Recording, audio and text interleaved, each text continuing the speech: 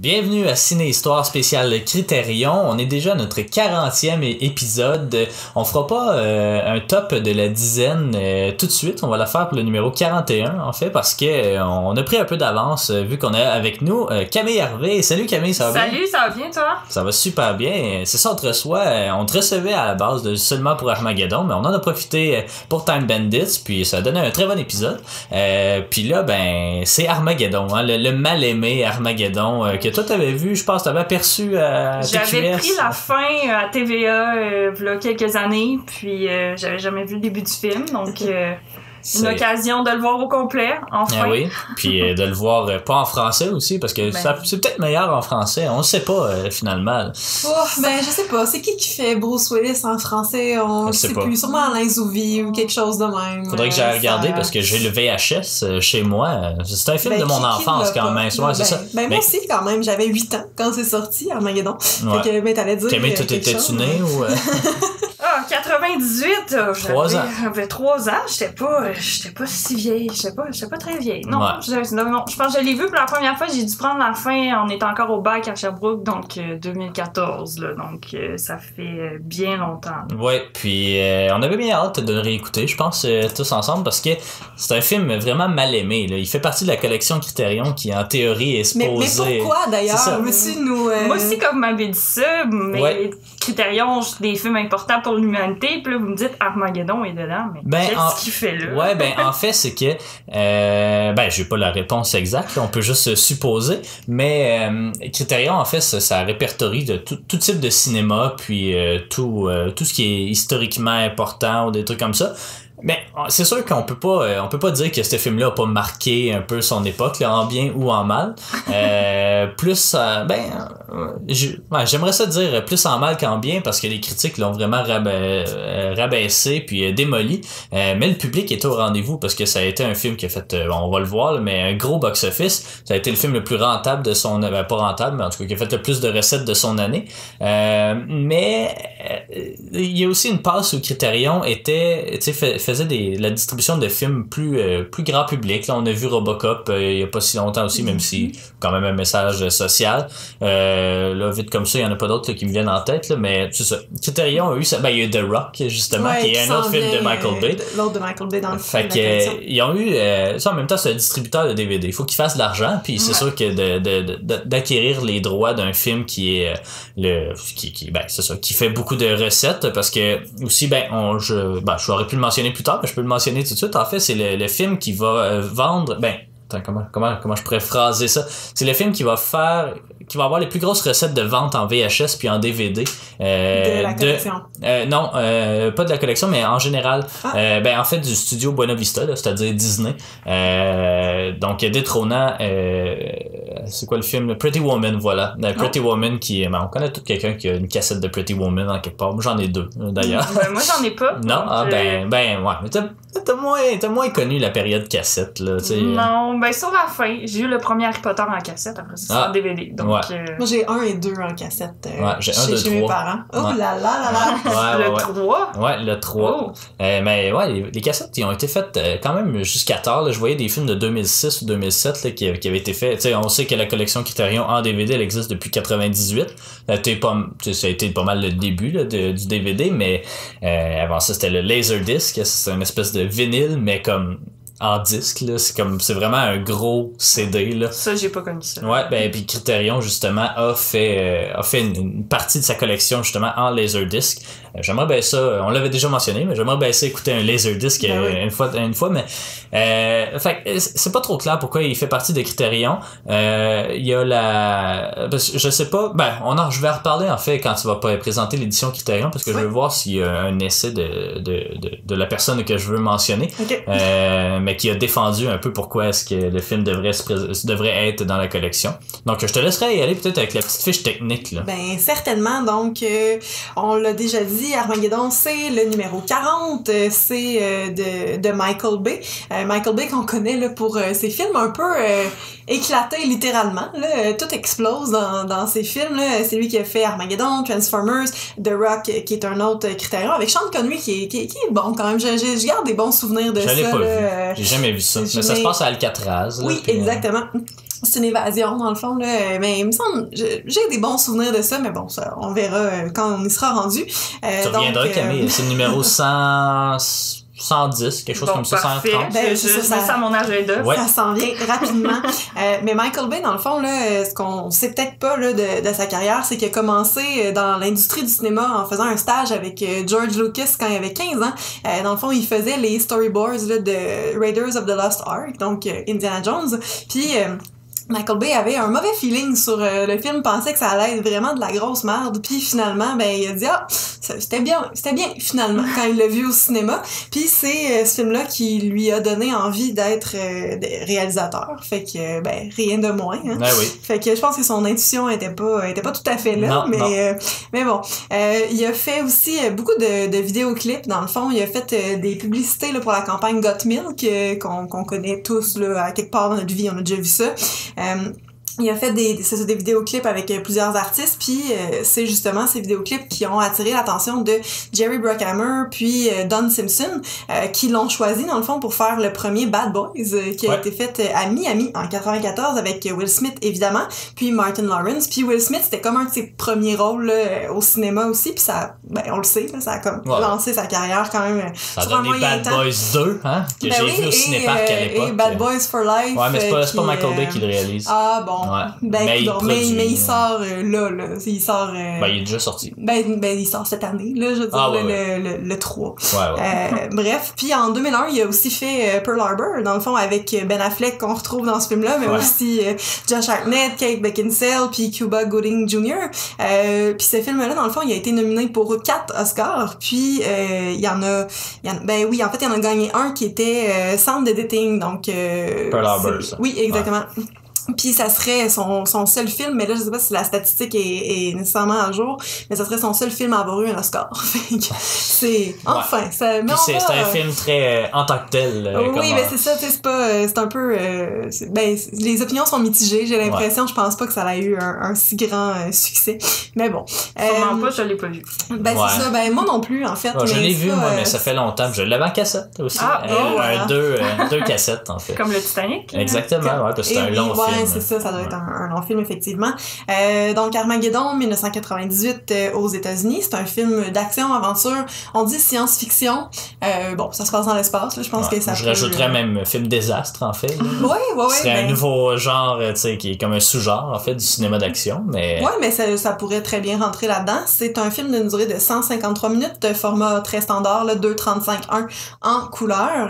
Le producteur, comme je l'ai mentionné, Jerry Bruckheimer, qui a fait, un de mes préférés, Remember the Titans, puis Pirates des Caraïbes et tout ça, puis qui a, on le sait, là, son espèce de maison de production, là, on la connaît, l'image, là, de l'auto qui rentre, ouais, c'est ça, puis il y a comme un éclair. Je pense que c'est venu avec Twister, le film Twister, là, avec des... sur les tornades, là, possible, je sais pas c'est quoi. Faudrait faire plus de recherches sur Jerry. Scénario de J.J. Abrams, qu'on connaît surtout pour être le producteur de Lost et Star Trek, et Star Wars aussi. Puis, oui, certainement. Puis il y a aussi dans le scénario Jonathan Hensley, qui a été notamment scénariste de Die Hard 3, qui est à mon avis le meilleur, celui avec les énigmes à New York. Puis Shane Salerno, qui fait essentiellement tous les avatars, là, il travaille là-dessus. Puis quand je regardais sa fiche, justement, ça va jusqu'à 2027, tous les avatars, là, c'est comme c'est particulier, là, mais on a bien hâte. C'est ça, tout à fait.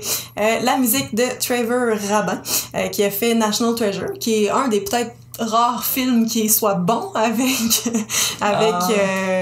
Nicolas Cage. Le premier est pas mauvais, le deuxième est très discutable. Je me rappelle. Nicolas Cage a fait des meilleurs films que ça. Mettons, depuis on s'entend que sa carrière a décliné. National Treasure, j'ai quand même toujours trouvé ça vraiment sympathique, mais bon. Ouais, mais je pense que ça a mal vieilli. Je pense que si on le réécoutait genre demain, je pense que ça a pas très bien vieilli. Je sais qu'à cause de ce film-là, mon père a eu envie d'aller visiter Washington et les Archives nationales. Ça a dû donner un coup de pouce au c'est ça. Musée américain de voler la déclaration d'indépendance. C'est tout à fait. Puis directeur photo Jason John Schwartzman, pardon. Qui est le cousin de Jason Schwartzman. C'est ça, voilà. C'est pour ça, là. Montage, Mark Goldblatt, qui a été nominé à un Oscar pour Terminator 2, mais qui a aussi fait True Lies, certains X-Men, Terminator et Pearl Harbor. Ensuite, dans le montage, on a aussi, il y a comme beaucoup de monteurs, là, Chris Lebenson, qui a fait Sweeney Todd, Top Gun, puis Alice in Wonderland en 2010, et Glenn Scantlebury, qui a fait Transformer, Con Air, puis Dracula. Con Air, justement, avec Nicolas Cage. Puis on va en reparler du montage parce que ça a été une des principales critiques du film. Puis là, voir qu'il y a 3 monteurs dedans, ça t'aide pas. C'est pas un bon signe, mettons. C'est bon. Les décors de Michael White qui a fait The Rock, justement, Inspecteur Gadget aussi, et Le Chacal, là, qui est comme un film vraiment de Jackal. Avec Bruce Willis. Ben, probablement, mais c'est un film dont j'ai tellement beaucoup entendu parler dans ma vie, puis que j'ai aucune idée c'est quoi vraiment, là, mais bon. Ça n'a pas l'air très bon. Mais on l'a. Ben, fait que si tu veux l'écouter, éventuellement. Ben oui. C'est un film qui avait un budget de 140 millions et un box-office de 553, fait qu'on parle de comme 3 fois et demi son budget, ce qui est excellent. Puis il a été nominé seulement à 4 Oscars, meilleur son, montage sonore, meilleurs effets spéciaux et meilleure chanson pour, bien évidemment, oui. I Don't Want to Miss a Thing de Aerosmith, qui est justement le père de Liv Tyler, Steven Tyler. Ouais. Donc voilà pour la petite fiche technique. L'édition Criterion, il y a quand même pas mal de stock. Elle est pas disponible, dans le fond. Out of print. C'est ça, exactement. Puis peut-être que tu pourrais nous expliquer pourquoi plus tard. Oui puis non, là, j'ai pas, tu sais, il y a jamais vraiment de raison. Souvent, c'est des pertes de droits, là, de distribution qui expliquent les out of print. Donc ça, évidemment, ça devait être une vache à lait de Touchstone puis de Buena Vista, vu que, comme je l'ai dit, c'est le film qui a vendu le plus en VHS. Puis fait que sûrement qu'ils ont, pendant une courte période de temps, Criterion a pu avoir les droits de distribution puis ajouter tous ces bonus-là, mais c'est sûr qu'un studio veut pas non plus perdre ses droits de distribution sur des films comme ça qui, bon, aujourd'hui, on en parle plus tant que ça, là, puis ça passe 4 fois par année à TVA ou à AV, mais... mais tu sais... Mais ça frappe fort, Armageddon, quand même. C'est un film qui est rentré dans l'imaginaire, j'ai l'impression, dans les années 90-2000. Ouais. Mais enfin, donc, c'est ça. Out of print, sur l'édition Criterion, il y a le Director's Cut, donc des scènes jamais vues, fait que là, je suis vraiment super intriguée. Il y a 2 pistes audio de commentaires, dans le fond, une avec Michael Bay, Bruce Willis, Ben Affleck et Jerry Bruckheimer, puis l'autre avec John Schwartzman, un consultant de la NASA, Joe Allen, et un consultant sur les astéroïdes, Ivan Becky. Ça doit être intéressant. On se demande ce qu'ils ont à dire. J'aimerais ça entendre dans la vie, ouais. Tout à fait. Il y avait aussi les bloopers. Ça, c'est... j'ai ri quand j'ai vu ça, parce que c'est la première fois, je pense, qu'on voit ça dans l'édition Criterion. Ça fait très film... Mais ça fait DVD, là, tu sais, je veux dire... ça fait, c'est ça, film grand public. Voilà. Ça fait très différent du reste de Criterion, des films japonais. Donc, bloopers, des scènes supprimées, les storyboards, une analyse des effets spéciaux par des spécialistes, Richard Hoover, Pat McClung et Hoyt Yeatman. Dans le fond, des commentaires de Michael White sur le look du film, la bande-annonce puis des petits spots télé, le vidéoclip de la chanson I Don't Want to Miss a Thing, une interview avec les membres du groupe, puis aussi, c'est ça, c'est le dernier film, là, on l'avait dit, là, mais c'est ça, donc Armageddon, ça a été le dernier film produit par Criterion en Laserdisc, l'espèce de gros méga vinyle. Voilà. Puis c'est le numéro 384. Peut-être qu'un jour on voudra se relancer dans les éditions justement Criterion Laserdisc, parce que il y a quand même quelques autres classiques là, qui n'ont pas renouvelé les droits. Par exemple, le numéro 1 c'est Citizen Kane. On en parlait justement, est-ce que ça fait partie ou non? Ben non, parce que le studio, évidemment, ils savent que c'est un des films les plus importants de l'histoire, donc ils ont gardé. Il y avait Casablanca aussi, il y avait King Kong, donc en tout cas une couple d'autres classiques mais la plupart ont quand même fait la transition vers le DVD, mais il y en a qui n'ont pas fait le cut malheureusement. Mais de quoi ça parle, ça, Armageddon? Écoute, Armageddon. Le film, il sauve un peu comme tous les films catastrophes, là, avec des astronautes dans l'espace, puis qui voient Atlantis, qui est leur vaisseau spatial, être détruit par une pluie de météorites qui va en plus bombarder New York, hein, pas la campagne, non, juste New York. Ouais. Toujours New York. Hein, pauvre New York, pareil. Hein. Spécifions-le. Elle est faite pour être détruite. Là. Oui, on voit même les taux jumelles avec des météores météores dedans, donc c'est intéressant. Ouais. Donc les scientifiques de la NASA découvrent en fait que ces météorites-là ont été poussés en dehors de la ceinture d'astéroïdes par une comète de la taille du Texas qui va venir frapper la Terre dans 18 jours. Donc ça laisse très peu de temps pour recruter une belle équipe. Le 18 jours était précis. Ça, on part Ouais. le Part le chrono, timer. là, On attendait juste qu'il y ait une catastrophe là, pour partir ce timer-là. Voilà. Après plusieurs plans élaborés, puis qui vont mourir dans l'œuf, disons, la NASA décide de faire appel à Harry Stamper, qui est le meilleur foreur au monde, mais bon, ça doit être aux États-Unis parce que c'est toujours comme ça que ça marche, le monde, pour avoir ses conseils sur comment forer un météore. Et puis ils finissent par en fait l'enrôler, lui et son équipe, pour qu'ils aient foré un trou dans l'astéroïde dans l'espoir qu'il se sépare en deux, puis qu'il évite de frapper la Terre. Donc on veut mettre une bombe là-dedans puis tout faire exploser. Donc c'est joyeux, hein? un plan bien normal. Ben un peu comme ils ont fait dans notre film numéro 36, le salaire de la peur, finalement. C'est un peu le même principe, là. Ils vont creuser un trou dans la roche puis la faire exploser. Fait que il y a des petits parallèles. Ouais, mais c'est pour un puits de pétrole qui est en feu, là. Ça je comprends. Mais l'astéroïde, on y reviendra, mais ça fait pas de sens.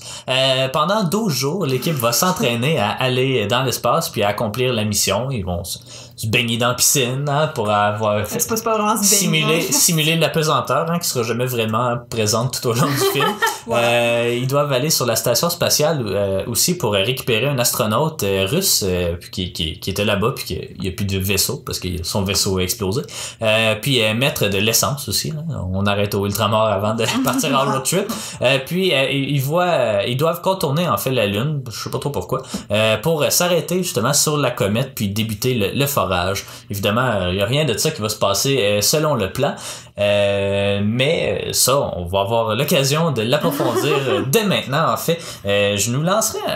je garderai un peu la question, est-ce que c'est un bon film ou non vers la fin, parce qu'il y a plusieurs éléments comme à comprendre puis à pas assimiler, mais comme à vivre, disons, là, qui font partie de ça. Mais je commencerai en fait avec un peu pas de behind the scenes, mais parler du concept de film jumeau. Toi, je sais que t'aimes ce concept-là aussi, là. Je sais pas si tu sais c'est quoi en fait, Camille, un film jumeau. C'est deux films qui ont à peu près la même histoire puis qui sortent à peu près en même temps. Oui, par exemple, Le Prestige ou L'Illusionniste. Moi, j'ai en tête qui me vient, c'est White House Down. Je pense que c'est ça avec Channing Tatum, puis un autre avec, je me rappelle House pas. Down, puis l'autre c'est Attaque sur la Maison Blanche, là, avec Gerard Butler. Puis les deux films, c'est exactement la même histoire qui sont sortis.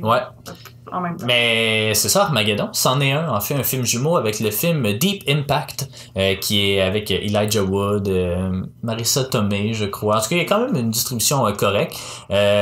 Puis les deux ont été à peu près autant haïs par la critique, là, mais c'est vraiment, ça raconte l'histoire de deux jeunes qui remarquent quelque chose dans l'espace, puis là, ils se rendent compte que c'est une comète qui s'en vient sur la Terre. Puis là, ils font comme ils envoient des astronautes en fait sur l'astéroïde pour détruire l'astéroïde puis espérer que ça touche pas la Terre. Tu voulais... oui, en fait, je vois pas Marissa Tomei, mais ce serait Téa Leoni. Téa Leoni. Puis aussi ça. Vanessa Redgrave, la fille de Michael Redgrave. Donc Morgan Freeman là-dedans aussi, Jon Favreau. On aurait dû le voir. Je pense que ça aurait fait un meilleur programme double que Time Bandits, malgré que on est bien content de t'avoir reçu.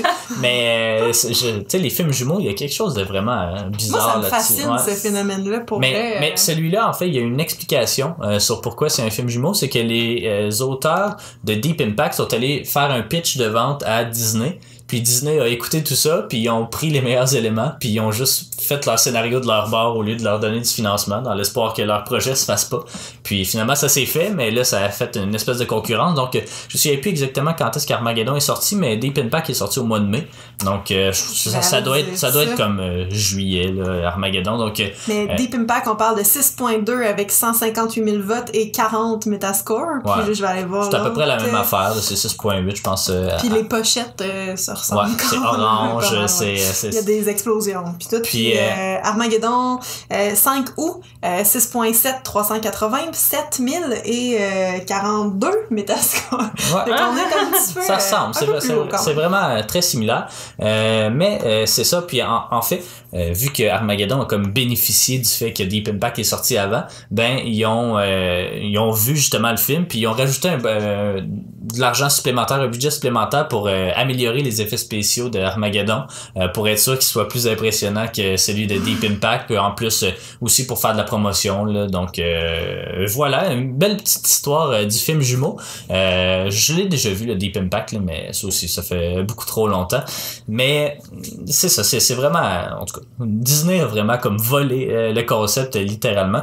Puis on mentionnait il y a eu trois auteurs là, mais en fait ils sont 8 auteurs, mais ils en ont juste crédité 3 là. Donc ils ont demandé par exemple à J.J. Abrams, ils leur ont dit écoute, écris-nous quelque chose là, mais tu sais, c'est pas grave si ça se peut pas là. On veut juste comme un bon on veut juste du entertainment, puis c'est pour ça qu'il y a beaucoup d'erreurs en fait dans ce film là. C'est probablement la chose qu'on parle le plus, c'est les erreurs. Puis là j'ai le goût de jouer à, pas jouer à un jeu, mais vous demander en fait c'est laquelle des erreurs là vous a le plus marqué dans ce film là, lequel que vous avez préféré. Mais là attends, on parle d'erreurs scénaristiques ou d'erreurs n'importe quoi. Ben mettons factuelles, on va dire scientifiques là, tu sais, des choses qui se peuvent pas nécessairement là. Mais parce que je pense pas que ça s'insère vraiment là-dedans, mais mon erreur préférée en fait c'est la méga incohérence à la base du film de pourquoi ils ont envoyé des foreurs dans l'espace et pas des astronautes, parce que de la manière qu'ils l'amènent dans le film c'est comme si c'était plus difficile de trouver un bon foreur qu'un bon astronaute, puis là on s'entend qu'on passe 12 jours sur les 18 qu'on a à entraîner des foreurs à être dans l'espace, puis il y a absolument rien qui va se passer comme prévu dans les vaisseaux et tout ça. Puis ben c'est ça, pourquoi ils ont pas pris des vrais astronautes pour leur montrer à forer un astéroïde au lieu de faire l'inverse. Puis tu sais, je pense que ça serait ça moi mon erreur préférée, mais je sais pas si c'est exactement ça que tu veux. Ben Affleck, c'est ça, vas-y. Ben ce qui est drôle là-dessus c'est que Ben Affleck justement a posé la question à Michael Bay, puis il a juste dit genre tais-toi. Puis c'est comme ça que ça se fait. Mais il l'explique un petit peu dans le film là, c'est comme l'espèce de, tu sais, de la NASA a comme volé son concept qu'il avait créé là, Stamper de forage, puis là il a fait ça a pas d'allure, il y a juste moi qui sais faire ça, fait que c'est parce que c'est un foreur de 3e génération, il a passé toute sa vie là-dedans, tu sais. Mais en même temps pour devenir astronaute ça prend des années, des années, puis là eux autres en 12 jours genre on l'envoie dans l'espace, il y en a pas de problème. Mais c'est ça, il disait aussi dans le film ça leur prend 18 mois généralement pour faire le training, puis tu sais là on l'a 12 jours, puis tu sais la veille les autres ils vont dans un bar, puis tu sais tout est bien, pas de quarantaine, puis ils ont pas l'air trop stressés non plus. Non. On va, moi je me semble je partirais je sais pas là, parce qu'on réussit finalement à la fin là, il reste 2 secondes avant que l'astéroïde frappe la Terre, considérant qu'on a commencé le countdown exactement au moment où on avait 24 heures pour le 18 jours, tu sais c'est ça là, c'est tiré par les cheveux.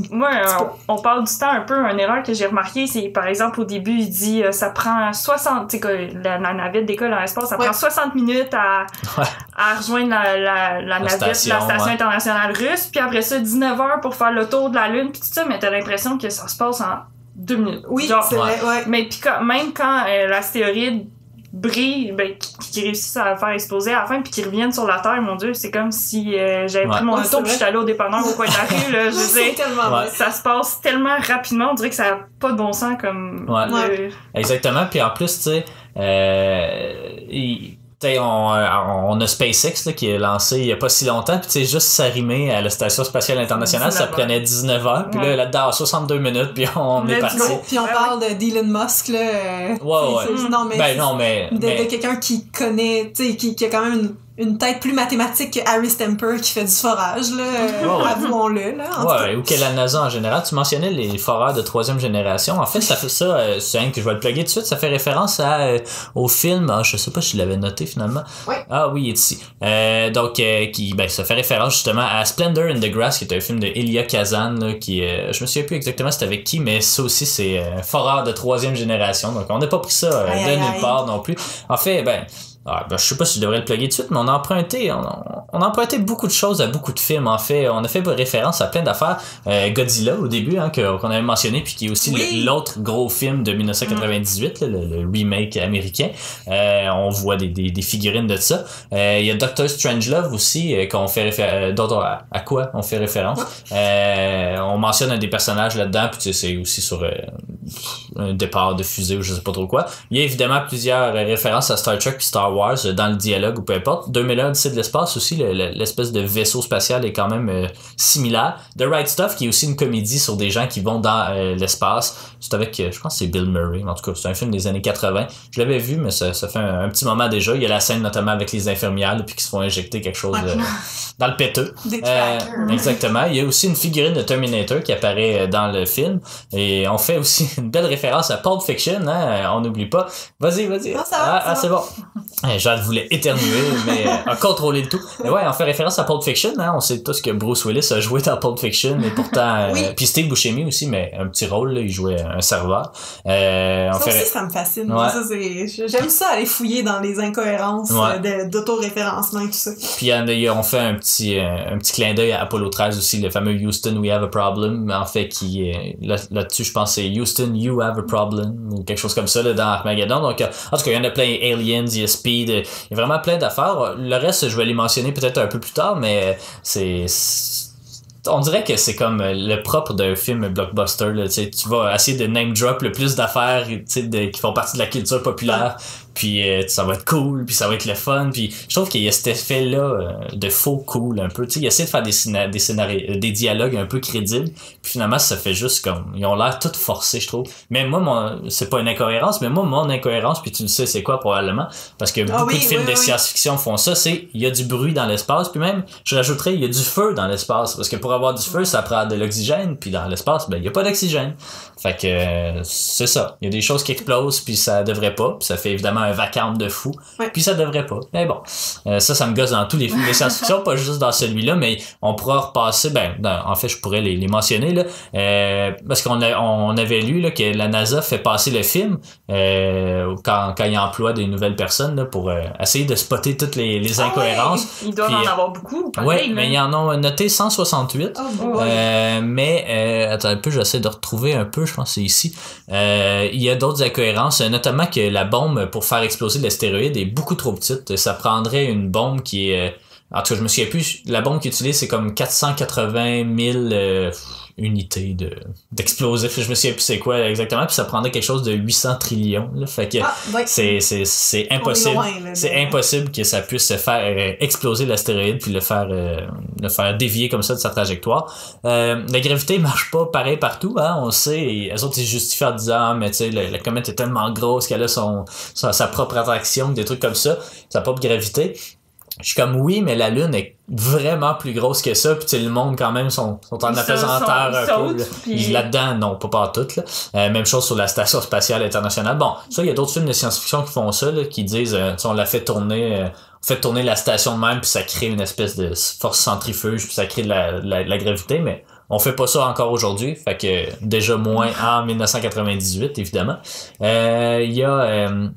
le peu de délai justement pour envoyer quelqu'un dans l'espace que tu avais mentionné aussi Camille, puis l'espèce de raccourci qu'ils prennent. Mais si je peux rajouter quelque chose aussi comme un autre terreur, je sais pas, en tout cas je suis pas astronaute, j'ai pas fait le training loin de là, mais eux autres non plus, je pense qu'ils l'ont pas fait. Puis juste avant que comme l'équipe de Farrer embarque dans la navette, comme Ben Affleck, sa blonde qui est Liv Taylor, il arrive, il sort des bras, je sais pas, me semble que quand on voit des astronautes qui partent dans l'espace, me semble qu'ils sont mis un peu comme en isolement pour pas amener de virus, pour avoir le moins de contact possible, puis 5 minutes avant, il est en train de la Frenchie puis de chanter une chanson. Il chante une chanson. J'ai noté que Ben Affleck chante extrêmement mal, mais c'est un peu malaisant comme c'est très malaisant comme scène. Donc ils ont jamais l'air d'avoir leur casque aussi. Ça je comprends pas. Il me semble qu'un astronaute ça a toujours son casque sur sa tête. Sauf que peut-être dans la station internationale. Mais non, là, c'est effectivement, ils ont de la misère, puis c'est juste une petite visière, ben c'est fini là. C'est comme c'est hermétique 100%, mais non, il y a vraiment plein d'affaires. Puis tu sais, c'est quand même particulier parce que le film, c'est ça, tu l'as dit, il était mentionné, nominé à 4 Oscars, mais nominé aussi à 7 Razzies, hein, fait que c'est un beau. Juste 7? Ouais, juste 7, ouais. Je me souviens plus des catégories, mais le seul prix qui a gagné, c'est Bruce Willis pour le meilleur pire acteur. Ah oui, pourtant, mais il était aussi nominé pour d'autres films qu'il a fait, dont The Jackal, puis Mercury Rising. Ah oui, mais ça, en tout cas, un ou l'autre. Dégueulasse, Mercury Rising. Un troisième. Tu te rappelles qu'on a regardé ça? Oui, je m'en souviens. Mais pourtant, Bruce Willis, je trouve pas sa performance si mauvaise comparée à celle de Ben Affleck. Mais... Non, vraiment pas. Mais c'est ça, puis la NASA, puis ça, je fais un petit parallèle aussi avec, mettons, Silence of the Lambs qu'on a vu récemment dans Criterion. Il a beaucoup servi, en fait, à recruter du monde. Ben, soit recruter, mais tu sais, l'espèce de patriotisme là, qu'on sent un peu partout. Même chose pour tous les films catastrophes, on dirait que c'est tous des films de patriotisme, là, au final. Mais, tu sais, mettons, Top Gun, dans les années 80, a beaucoup aidé pour, disons, recruter du monde dans la force, les airs. Je sais pas comment ça s'appelle, mais les avions, l'armée de l'air, voilà. Ouais. Silence of the Lambs, on sait qu'il pour la CIA, FBI. FBI. Puis celui-là aussi, c'était pour justement la NASA. Puis même justement, la NASA a permis à l'équipe de venir tourner dans leurs installations. La grosse piscine, c'est vraiment celle qui s'entraîne. Ils ont même vraiment mis un vaisseau spatial sur le tarmac, là. C'est pas vraiment tarmac parce que le launching pad. Ouais, puis ils ont vraiment mis ça, il n'y avait pas le droit évidemment de rentrer dedans ou rien, mais tu sais, ils ont vraiment eu une bonne collaboration de toute l'équipe de la NASA, sauf peut-être pour ce qui est des incohérences du scénario. C'est ça qui est bizarre quand même, la NASA aurait pu faire non, ça se passe pas, tu sais, pour rendre le film un peu plus véridique là. Ben, me semble que c'est ça, me semble que c'est comme en même temps c'est Disney là aussi là. Ben c'est Disney. C'est pas un film pour enfants, là, mais c'est un film, c'est comme, c'est ça, un film, pas feel good, là, mais pas loin, là. Fait que, on prend beaucoup de raccourcis aussi à ce niveau-là. Je pourrais parler un peu d'un autre problème, en fait, qu'on trouve souvent dans ce film-là, c'est le montage. Moi, j'avoue que ça m'a pas particulièrement frappé, mais toutes les critiques sont unanimes comme quoi le montage est horrible, qui est beaucoup trop rapide, puis qui est très saccadé. Puis après ça, j'ai repassé à des scènes, puis j'étais comme c'est vrai, parce que on a calculé qu'en moyenne, chaque plan qu'on voit dure 1 seconde et demie. Oh. Donc que ça coupe. Non, mais c'est ça. C'est vraiment bizarre, mais tu sais, ça donne. Peut-être qu'au cinéma c'est pire parce que tu sais, t'es comme toujours un peu sur de l'adrénaline, puis comme le rush de t'as pas le temps, mais ça je le trouvais aussi, t'as pas le temps de t'attarder à aucun des détails, c'est soit des gros plans ou soit des affaires, en tout cas tu comprends jamais vraiment trop t'es où, tu sais ça avance rapidement, puis donc ça a été vraiment une critique, je sais pas, ça vous a pas marqué plus que ça? Je me rappelle à un moment donné, c'est-tu Bruce Willis qui rencontre sa fille sur l'espèce d'ancien thermac, comme on disait, que de la fusée part, puis on a comme pas eu le temps de voir, on était comme où, c'est quoi qui se passe, c'est comme ça a passé tellement rapidement que comme... Non, ben c'est ça, ben je serais quand même curieux à 1.5 secondes par plan de calculer combien il y a de plans dans tout le film, là, il doit en avoir en maudit. Mais ça fait, en tout cas, Michael Bay a dit, c'est pas excusé, mais il s'est défendu un peu en disant qu'ils ont eu juste 16 semaines pour tout faire le film. C'est peut-être pour ça qu'ils ont 3 monteurs aussi pour rassembler tout. C'est un petit peu dur de faire une belle cohérence de tous les plans, justement. Mais voilà, mais ça c'est une des critiques. Puis c'est ça qui est particulier un peu parce que c'est un film qui est aimé puis détesté. Il y a des critiques qui ont vraiment bien aimé puis qui il se trouve même dans la collection Criterion. Puis tu sais, t'as mon Roger Ebert que ça fait partie des pires films qu'il a jamais vu de sa vie. Je suis comme un peu entre les deux, là, j'avoue. C'est peut-être trop un sentiment d'appartenance à cause de quand je l'écoutais quand j'étais petit, là, mais j'ai pas trouvé ça si pire que... Tu sais, entre ça ou toutes les autres disaster movies, j'ai pas... je trouve qu'il passait bien. Il passait bien. Tu sais, on dirait j'ai tout outrepassé ces raccourcis de scénario-là, puis j'ai trouvé ça le fun. Je sais pas ce que vous en avez pensé.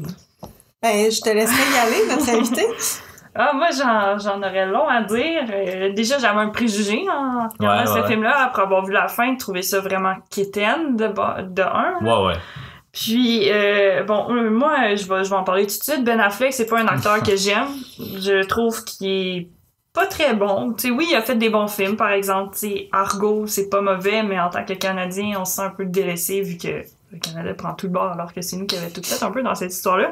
Mais c'est Ça, c'est Hollywood, là. Ouais, c'est Hollywood. On a juste à se faire à Hollywood au Canada si on veut nos films, là. Mais non, c'est ça. Déjà, en partant, Ben Affleck, c'est pas un acteur que j'aime. Donc, puis dans ce film-là, de un, je trouve qu'il a l'air à s'en foutre. Peut-être aussi que lui aussi voyait des incohérences dans le scénario, puis qu'il a fait comme, bon, ben, tant qu'à... En même temps, il a retravaillé avec Michael Bay, fait qu'il n'y a pas d'excuse. Bon, c'est ça. Il est juste, je le prends pas au sérieux. Genre, c'est pas le gars que j'aurais envoyé dans l'espace. Vraiment pas. Donc, Bruce Willis, oui, ça, par Bruce Willis, je le prends mieux un peu. Tu sais, c'est John McClane, là, il peut tout faire, cet homme-là, là, mais... Mais Ben Affleck, ouais, il était quand même... il avait déjà gagné un Oscar pour avoir écrit Good Will Hunting, qui est sorti l'année d'avant, mais tu sais, c'était pas... Il avait pas joué dans beaucoup de choses... il a commencé, je pense, un caméo, je pense, dans Field of Dream ou quelque chose comme ça, mais le reste, il a joué dans des petits films de Kevin Smith, des affaires de même, mais... Il avait pas joué tant que ça aujourd'hui, puis je trouve pas que c'est un si bon acteur non plus aujourd'hui, dans tous les films qu'il a fait, là, mais oui, je te laisse poursuivre. Puis oui, ben dans le fond, moi c'est un film que j'ai pas donné une bonne note. Je me rappelle plus que je pense que j'ai donné 5 ou 6, ou si j'ai donné un 6, je pense que j'ai été très généreuse, là, mais moi j'ai trouvé ça pas très bon. Quand il y a beaucoup d'inacuité, tu sais, oui, si ça avait été une parodie, ok, mais c'était pas vraiment une parodie, donc... Non, c'est un film qui a surtout été parodié, en fait, par la suite. Là. Donc, tu sais, quand c'est une parodie, ça passe, c'était comme Time Bandit, un peu, c'était pas, c'était de l'absurde. Ça se prend pas au sérieux. Ça se prend pas au sérieux, donc les inacuités étaient juste comme, c'est sûrement voulu, mais dans ce film-là, je pense pas, donc c'est quelque chose qui vient me titiller un peu quand je regarde des films comme ça. Puis, c'est sûr que le sentiment patriotique aussi américain, ça, c'est comme... Quand même assez fort, c'est ça, dans les très présent, puis aujourd'hui, quand je regarde des films comme ça me tente moins. C'est sûr. Mais, tu sais, pour ma part, je trouve que je l'ai vu, je pense, comme 1 ou 2 fois quand j'étais plus jeune. Puis, tu sais, là, c'est la première fois que je l'ai regardé en à peu près 20 ans, là. Tu sais, je dis, ça fait quand même longtemps. Puis, c'était pas aussi cringy, là, que ce à quoi je m'attendais. C'est pas un film qui est excellent, mais c'est quand même... Tu sais, ça se défend, là. Je veux dire, c'est sûr qu'il y a plein de choses qui marchent pas. Il y a plein de choses qu'on se pose des questions, que ça pourrait finir autrement, que ça... Tu sais, puis il y a des raccourcis, justement, qu'on aurait pu éviter. Mais toi, t'aimes les films, justement, de team building, des affaires de même, puis celui-là, il se place où, là? Ça, c'est dur à dire. En fait, c'est parce que, oui, j'aime les films de team building, mais en fait, c'est pas tant le team building que j'aime plus que les vols. Tu sais, on n'est pas dans Logan Lucky, là, en ce moment. On n'est pas dans Ocean 11 non plus. Un team building pour aller dans l'espace, je pense que ça va moins me chercher qu'un team building pour aller voler un casino. Tu sais, c'est ça. Fait que, on n'est pas là, puis tu sais, toi et moi, on réagit vraiment pas pareil aux répliques vraiment pleines de réparties qui se peuvent pas puis qui sont juste badass puis mais là-dedans j'ai pas eu l'espèce de petit c'est de bon feeling puis ça. Il y en a des répliques qui essaient de faire puis tu sais il y a une espèce de leitmotiv de j'ai juste 5 mots à te dire qui font comme 3 ou 4 fois dans le film. Puis ça n'a jamais 5 mots finalement. Non. Puis à la fin il dit c'est 6 puis t'es juste comme je me serais passé de cette réplique là. C'est ça, tu sais puis normalement tu sais là je vais aller le chercher loin, là, mais parce que c'est le seul exemple qui me vient en tête. Normalement, ça, là, l'espèce d'élément que tu reprends comme 3-4 fois dans le film, je suis vraiment obligée de nommer un exemple, mais tu sais, dans... c'est She's the Man avec Amanda Bynes où il parle de Gouda puis à la fin du film là ça a pas marché leur affaire là, il y a eu le peak down puis là on recommence à s'aimer puis là il amène un Gouda puis là t'es comme c'est sûr que c'est ça qu'il y a dans la boîte on le sait mais c'est ça mais cette affaire là je sais pas comment ça s'appelle ça mais un motif là que tu fais revenir que tu répètes pis tout ça dans ce film là c'était la réplique justement des 5 mots. Tabarouette, c'est non, là. Tu l'entends pis t'es comme bon, ok. Pis là, je me dis, quand ils ont écrit ça, tu sais, ils se sont dit, ça va être vraiment cool, ça va être badass. Avec 8 auteurs, peut-être que justement. Mais tu sais, ça revient à ce que tu disais tu sais, que les répliques tombent un peu à plat, qu'on n'est pas justement dans l'espèce de badass Tarantino qu'on veut présenter. C'est pas une réplique qui reste, tu sais, il y a des répliques de films qui restent, mais dans celle-là, je sais pas. S'il y a eu quelque chose dans les années, peut-être que j'étais trop jeune, c'est peut-être un in des années 2000 de dire ça, mais... Pour vrai, il y a aucun moment du scénario qui me fait comme tu sais je sais pas tu sais Robocop Dead or Alive You're Coming With Me elle a pas ça mais tu sais des répliques générique ou Hasta la Vista Baby de Terminator. Le John McClane dans Die Hard, là. Yippee-ki-yay, motherfucker. Tu sais, ça a été repris dans... Puis dans celui-là aussi, ça a été repris dans celui-là un petit peu, là. Juste le Yippee-ki-yay, C'était particulier. Mais non, c'est ça. Fait que, tu sais, mais faut pas bouder son plaisir. Ça reste un film qui est divertissant puis qui réussit bien ça, justement, qui remplit sa fonction. Mais tu sais, c'est pas... je pense pas réécouter ça à chaque année puis me taper un trip, là. Voilà, c'est ce que j'en pense. C'est mitigé, mais... Non, ben c'est pas... J'avoue que moi aussi, même si j'ai trouvé le film pas si bon que ça, je me suis surpris à un moment donné d'être un peu prise dans le film, puis tu sens comme un peu le stress monter, puis t'es comme, mon Dieu, tu sais qu'ils vont arriver à temps, c'est sûr, c'est écrit dans le ciel, là, mais comme, est-ce qu'ils vont y arriver, puis tout, puis genre, je me suis surpris un peu à être stressée, mais ça a duré genre 20 minutes sur les 2 heures et quelques du film. 2h30, ouais. Puis tantôt tu mentionnais un disaster movie, là, mais tu sais, là, tous les movies, là, ils en ont fait un disaster movie, puis je l'ai dans le visage en ce moment. Et, il est mauvais, ça. Ah oui, c'est clairement dans le top des mauvais films IMDb. Ça a 1.9 sur 10 et un gros 15 Metascore avec Kim Kardashian, Carmen Electra, plein de monde, là. Faut falloir l'écouter, ça n'a pas le choix. Kim Kardashian en tant qu'actrice. Et oui, fait que ça reste à voir, mais c'est ça. Fait que c'est ce que je voulais ajouter. Je suis d'accord avec vous, puis effectivement, je me sens mal, moi, de l'aimer un peu Armageddon. J'essaie d'identifier pourquoi est-ce que j'aime ça, parce que il y a plusieurs éléments. Bon, c'est un film de mon enfance, fait que veux pas, j'ai comme un plus grand sentiment d'appartenance, mais je pense que j'aime, tu sais aussi, j'aime les films de fin du monde, tu sais, War of the World, bon, 2012, c'est ordinaire un peu, là, mais même Independence Day, là, tu sais, ça s'écoute bien, puis je sais pas, j'aime ça, les films où comme, faut que, tu sais, d'espèce de survival, c'est pas vraiment ça, là, ici, parce que c'est du survival, mais tu sais, dans l'espace, là, fait que les gens sur la Terre sont même pas au courant c'est ça. qu'il y a un astéroïde qui va les frapper dans 18 jours. Mais tu sais, c'est le genre de film que j'apprécie beaucoup, puis dans celle-là, tu sais, j'ai quand même aimé ça, puis je trouve que c'est quand même un tour de force que le film est passé quand même assez vite. Tu sais, j'ai l'impression qu'il a même été moins long que Time Bandits, puis pourtant il dure une demi-heure de plus, là, tu sais. C'est un film qui a un bon rythme, un rythme un peu tout croche puis mal fait, mais comme, tu sais, j'ai jamais vraiment décroché de tout le film, malgré qu'il y a des films, c'est ça, de moins de 2 heures que je finis par décrocher à un moment donné, fait que, tu sais, il faut donner ce crédit-là aussi. J'ai lu aussi sur comment qu'elle s'appelle un petit peu Janine Bessinger, en fait, qui a enseigné à Michael Bay puis qui a écrit justement un article pour défendre le film dans Criterion. Puis elle dit que Michael Bay, en fait, le film, c'est ce qui se faisait mieux à l'époque en fait d'effets spéciaux. Puis j'ai pas de difficulté à le croire aussi parce que outre c'est plein de raccourcis qui ont pris, reste que le reste ça a de l'allure, mais elle salue le talent de Bay pour le mouvement, la lumière, la couleur puis la forme, tout en créant un univers chaotique impressionnant. Effectivement, il y a cet univers de chaos là, tu sais, une fois sur l'astéroïde, tu comprends pas trop t'es où, qu'est-ce qui se passe, tu sais, t'es-tu en dedans du vaisseau, t'es-tu dehors, tout est gris, tout est lettre, mais comme, tu sais, je trouve que le chaos est quand même bien créé dans ce film-là.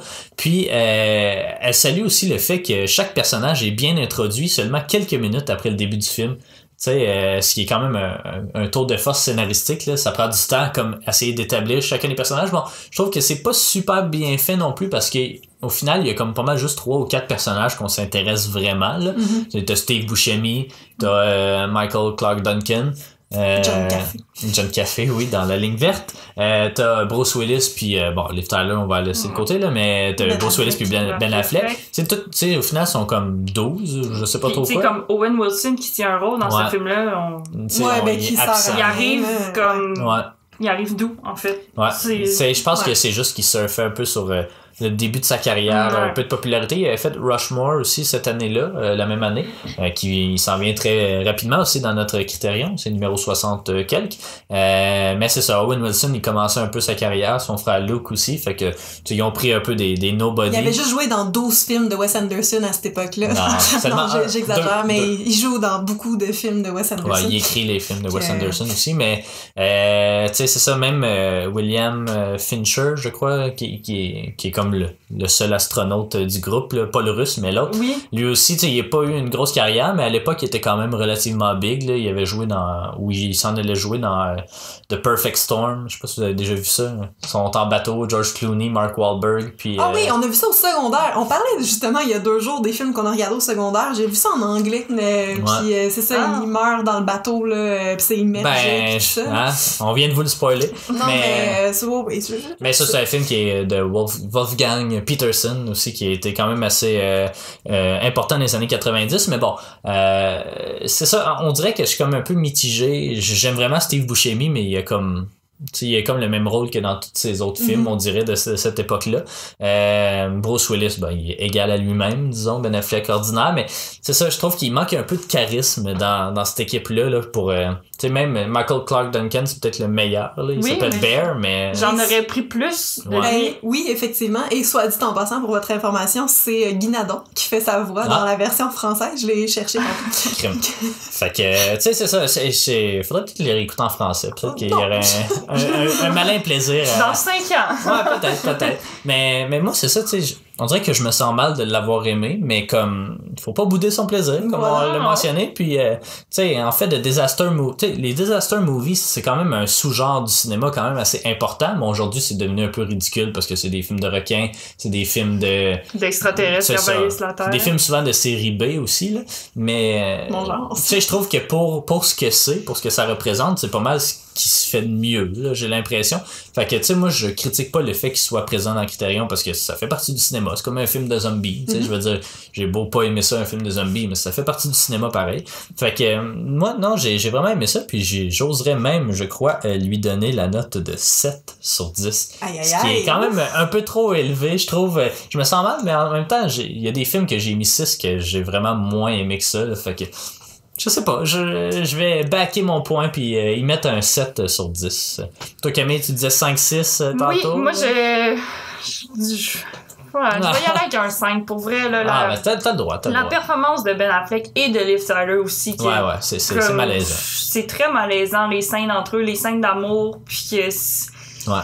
Je sais pas, c'est ça, t'as un certain malaise, puis toutes les inacuités, toute comme l'histoire, pourquoi genre juste 18 jours avant, c'est peut-être en 98, là, peut-être aussi la technologie est moins développée, mais je sais pas. Ouais. C'est en tout cas un beau 5, moi, si je donne. Mais j'ai comme hésité longtemps, puis je pense que finalement je me retrouve un petit peu dans la même situation que toi, Alex, dans le sens où il y en a d'autres que j'ai noté auxquels j'ai mis des notes plus basse que celui-là, que tu sais j'ai en tout cas c'était bizarre ma relation, tu sais j'ai comme pas totalement fait la paix avec la note que j'y donne là, mais je vais lui donner aussi un 7. C'est vrai qu'il passe vite le film, c'est vrai qu'il y a beaucoup d'erreurs, il y a beaucoup de mauvais côtés, quelques bons, mais au final c'est mon Dieu qui détonne de tout le reste qu'on vient de regarder, puis même je pourrais pas dire toutes les John Woo et les autres films japonais de la collection, on n'est pas à la même place. On dirait que comme ce genre de film là, Disaster, puis tout, c'est comme l'équivalent de mon film de genre d'action à la John Woo, à la tu sais les films d'horreur des années 70 là, Blood for Dracula, tout ces trucs là. C'est comme l'équivalent, mais moi ça vient pas me chercher ces films d'horreur là, alors que ça, les Disaster, on dirait que ça vient plus me chercher quand ils sont bien faits là, tu sais il paraît bien, mais il y a beaucoup d'erreurs comme dans tous les films de désastre aussi, mais il paraît quand même bien là. Il est pas malaisant, il l'est mais pas plus que c'est juste les scènes d'amour entre Ben Affleck et Liv Tyler, c'est juste comme mais tu sais est-ce que là tu peux pas faire le parallèle, mais justement dans The Killer, est-ce que ou tu sais mettons Face Off, je sais pas si t'as vu Face Off. Non, mais j'y pensais justement. C'est à peu près la même chose, mais tu sais est-ce que j'aime mieux avoir une espèce de malaise entre Liv Tyler puis Ben Affleck dans leur relation amoureuse, ou genre des grosses gunfights dans une église avec des colombes qui volent partout puis plein d'affaires un peu cheesy à la The Killer. Tu sais, je sais pas, moi j'aime mieux Armageddon. Ouais, mais c'est ça, on est à peu près à la même place là-dessus, là. On va en profiter parce que la dernière dizaine, on l'a pas aimé égal du tout, mais c'est pour celui-là, la 21 à 30, mais oui, c'est vrai, parce que là on est à 40, mais non, c'est ça, fait que je vais lui laisser un bon 7, là. Ben, c'est bien correct aussi. Puis je terminerai peut-être avec quelques références dans la culture populaire, parce qu'il y en a beaucoup, là, j'en ai juste sélectionné quelques-uns. Dans Friends, quelqu'un mentionne être allé voir le film au cinéma. On sait que Friends, ça roulait dans ce temps-là. Hein? C'était pas mal au pic. Chandler, si je me rappelle bien. Ça, tantôt, on parlait des inacuités ou des références, pis ça, mais ça, c'est weird quand même, parce que Bruce Willis apparaît dans Friends, un personnage, là. Puis là, ils parlent de Die Hard, ils parlent de ça, tu sais, là. Ouais. C'est quelque chose qui marche pas. S'il vous plaît, faites ça comme il faut, mais bon. Mais ça arrive dans plein de séries, justement, où tu parles d'un personnage, puis tu vois que la personne apparaît en tant qu'acteur quelques épisodes plus tard, puis t'es comme, tu parlais, par exemple, dis-moi un exemple qui vient en tête, c'est dans New Girl, elle parle de Taylor Swift, puis Taylor Swift apparaît en tant que petit rôle 3 épisodes plus tard, puis t'es comme... c'est un peu bizarre, mais... Comme des clins d'œil aux spectateurs, mais que les spectateurs font « Ouais? » Non, c'est ça. Enfin. Exactement. Il y a 2 autres films, ou sinon, de Kevin Smith, donc Jay and Silent Bob Strikes Back, où il parle en fait de Ben Affleck. Alors, tu sais, le gars qui jouait, qui a gagné un Oscar là, pour son film, puis qui joue dans tel autre navet, ou je sais pas trop quoi, mais Ben Affleck, je crois qu'il joue dans Strikes Back, mais sinon, il joue dans d'autres films de Kevin Smith, dont Jersey Girl, que j'avais mentionné aussi pour Time Bandits, parce qu'on voyait la pochette de Time Bandits justement dans Jersey Girl. Ben, on voit la pochette d'Armageddon dans Jersey Girl, dans la même scène, ce qui est quand même assez, je sais pas, là, c'est quelque chose de relié à toi, mais ce qui est encore plus, je me suis renseigné un petit peu sur le film.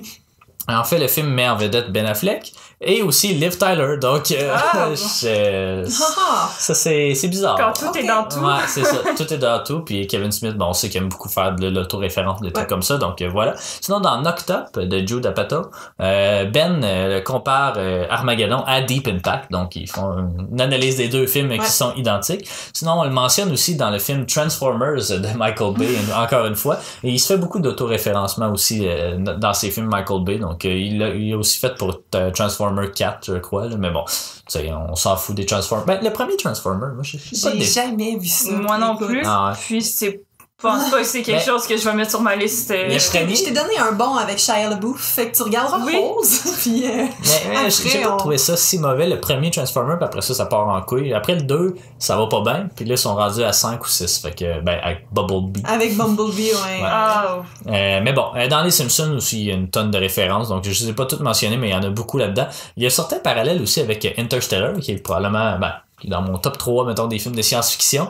Tu sais, un père qui s'en va dans une mission impossible, qui a pas de chance de revenir, ou à peu près, avec sa fille, justement, qui le laisse tout seul sur la Terre. Donc, il y a quand même un certain parallèle, mais bon, des 2, je vais préférer Interstellar. Mais, soit dit en passant, tantôt, tu disais, on laisse Liv Tyler de côté, puis ça m'a fait penser au fait, ça, c'est une autre belle erreur que j'ai trouvée, ou en tout cas, vous me contredirez. Comment ça se fait qu'on la laisse rester à la NASA? Oui. Pendant qu'elle attend son père, puis qu'elle donne des ordres aux ingénieurs de la NASA pour ramener sa famille, puis tout ça. Puis là, on tombe dans l'espèce de sentimentalité qui est plus mathématique. Puis en même temps, tu sais, il faut pas oublier non plus que c'est une situation d'urgence, là, tu sais, dans une situation d'urgence, quand c'est comme tu meurs ou tu sais, quand t'es sur le point de mourir ou que il te reste 12 jours à vivre, tu sais, on dirait qu'on se fout un peu des conventions pis des trucs comme ça, là, fait que comme qu'elle soit là, ça change rien au fait que comme on a plus de contrôle de sa mission, fait que on se croise les doigts puis on espère, là, fait que je comprends ton point là, mais tu sais, c'est pas ça qui me chicote le plus. Je pense pas que si une situation de genre arriverait, je pense pas que la NASA laisserait les familles. Ben, tu sais, en même temps, qu'est-ce qu'ils ont à perdre? Moi, je pensais surtout à First Man, puis je me disais, sa femme est jamais là, mais en même temps, on est dans une mission vraiment plus longue dans First Man que. Mais on est une mission qui est comme pas. Qui est de routine. C'est ça, c'est pas une survie. Oui, je sais. Tu sais, là, ça dure à peu près 24 heures, là. C'est même 8 heures, au final. Là. Ou 18 jours. C'est une journée de travail, là, finalement, mais.